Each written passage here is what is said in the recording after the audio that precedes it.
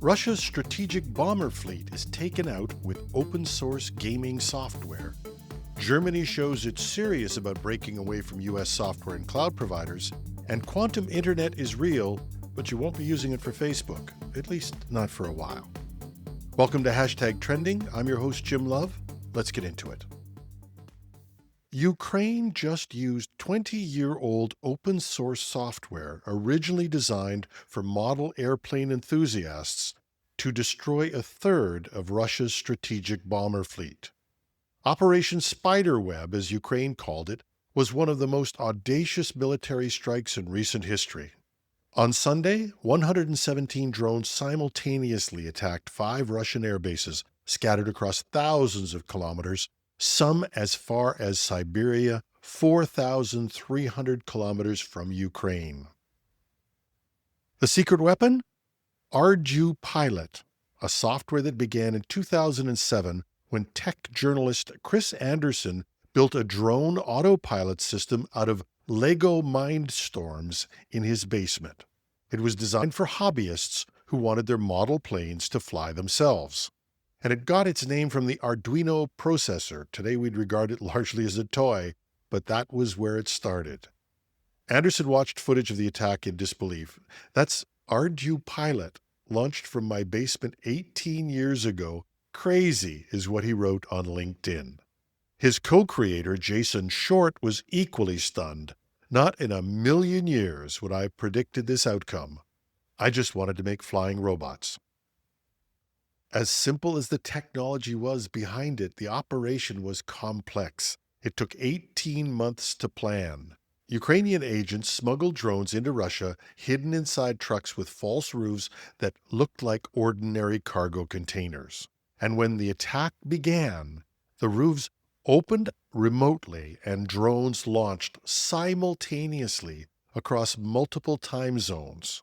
The beauty of using something simple like ArduPilot was its reliability under poor conditions. While Ukrainian operators controlled the drones via Russian mobile networks from hundreds of kilometers away, the software handled stabilization and basic navigation even when communication lagged. The attack represents something absolutely astonishing. $2,000 drones running free software destroyed $7 billion worth of strategic bombers. It's asymmetric warfare taken to its absolute extreme.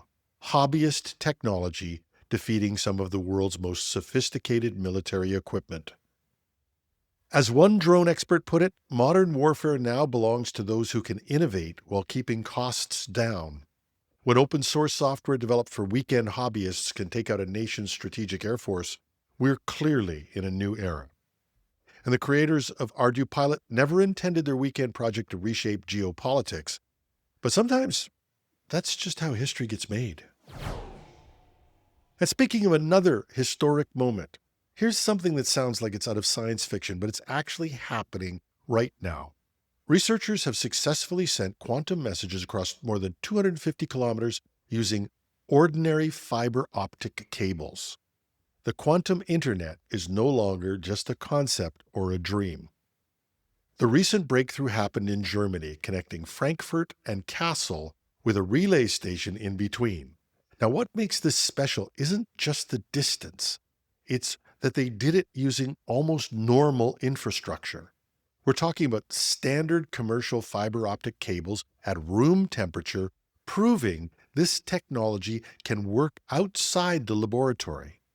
And the magic here is quantum key distribution. It's an ultra-secure way of sharing encryption keys.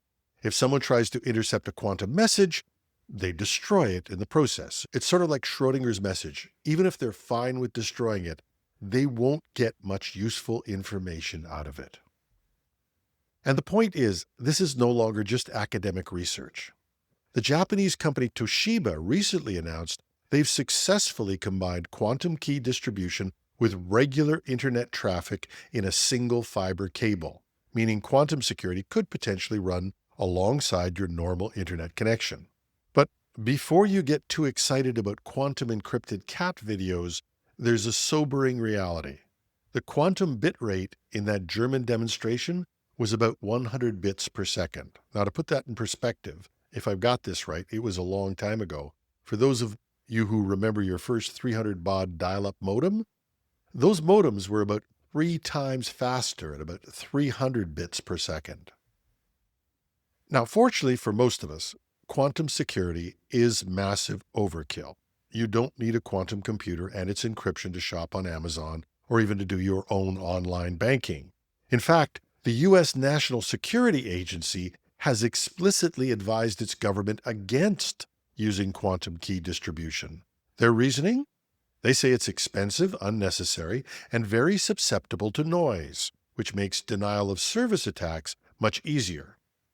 And we already have what is called post-quantum cryptography, security protocols that can't be cracked by quantum computers and don't require quantum infrastructure to create or send. Matter of fact, some of the VPN providers already have this. So why pursue the quantum internet? Right now, the most likely usages might be to communicate between quantum computers themselves. There are a few other practical uses yet. But as we move towards quantum computing, this is just another step in establishing that it is a reality, although one, at least for now, that we're struggling to imagine how we can really put to good use. But these barriers are being broken down, and Canadians are doing a lot of that work as well. We've seen the ability to generate true random numbers, something classical computers cannot do. Another Canadian firm, Nord Quantique, claims to have made advances that will vastly shrink the size of future quantum computers. And if you remember, what we now call the Internet was just an experiment, preposterously slow, driven by those 300 baud modems, and to which many said, what's the big deal? And recently, there was another crazy experiment. Somebody looked at this thing called ChatGPT 1.0 and said, this is all you got? Quantum internet is possible. So these developments, although they don't have an immediate use, will undoubtedly be part of the future.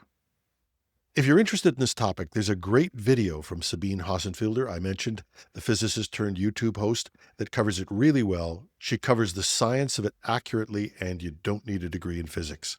I'll post a link in the show notes. So quantum internet is possible?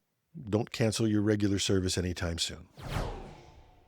Two announcements this week perfectly capture Europe's complex relationship with digital sovereignty and a new determination to break free from American tech dominance. Germany's new digital minister, Karsten Wildberger, made his intentions crystal clear at the Republica conference. He wants open standards and open source to become the guiding principle for German technology policy. His goal? Reducing dependence on U.S. tech giants and building what he calls a Germany stack, a unified IT infrastructure based on European values. The urgency to become more independent of traditional software providers, cloud service providers, and big tech companies from the U.S. is greater than ever, Wildberger declared. The statistics he cited are sobering. Over 75% of European cloud data sits in the hands of U.S. hyperscalers like AWS, Google, and Microsoft. There's a lot at stake here. The cloud is an enormous amount of revenue. And again, with these large enterprises accounting for about 2/3 of the market. The loss of that revenue would be a big problem for these U.S. companies. So as much as there's tension with Europe about regulation, cloud and software providers want to be seen as meeting this new demand for digital sovereignty. AWS has already gone part of the way. They've enabled clients to hold their own encryption keys so that the data can only be decrypted by the client, and AWS can't be forced to turn over data, even if instructed by their own government. But whether this next point, promising a European sovereign cloud, will be enough is a matter for some debate. Definitely, it will be something that Europeans and maybe even Canadians might embrace until there's an actual sovereign alternative. Because, at least in the current climate, there is a new push from Germany and others to achieve digital sovereignty, which goes beyond data sovereignty. Wildberger talks about creating alternatives to digital payments and social media and building trustworthy infrastructure with European values. The minister acknowledged this will not happen overnight, noting that it's about raising awareness for change. And as Europe grapples with its digital future, these parallel announcements show just how complex the path is from data sovereignty to digital sovereignty. Given the recent tensions between Canada and the US, it might be interesting to hear what Canada's plans might be. And that's our show. And for those of you who've been asking about show notes and links and even great ways to share these podcasts with your friends, we have been busy revamping our website, and we have a great place to see the latest episodes and to play past episodes and to get show notes on the site. You can check it out at technewsday.com or .ca. Take your pick. Love to hear from you. Love to hear what you thought about the show. Love to hear what you think about the site. Drop us a note at editorial@technewsday.ca or catch me on LinkedIn. And if you're watching this on YouTube, just drop a comment under the video. I'm your host, Jim Love. Have a thrilling Thursday.